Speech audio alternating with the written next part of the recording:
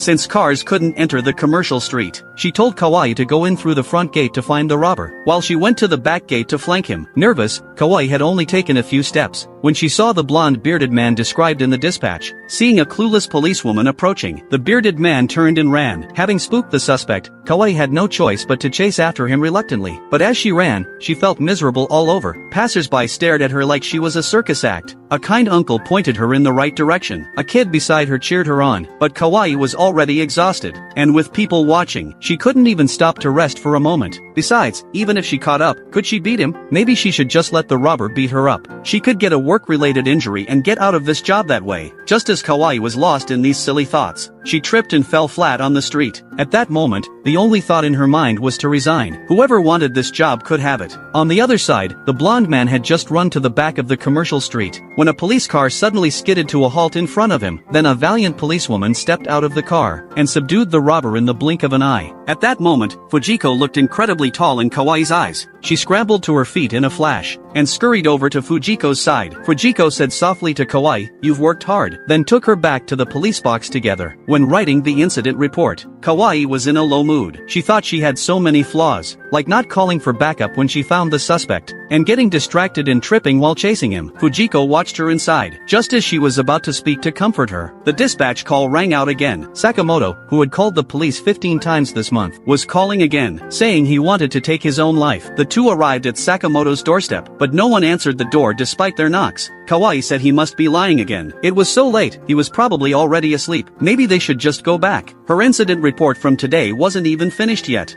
かわいい。はい。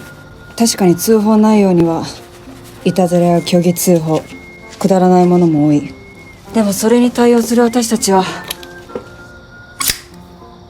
いつだって本気じゃなきゃダメなの。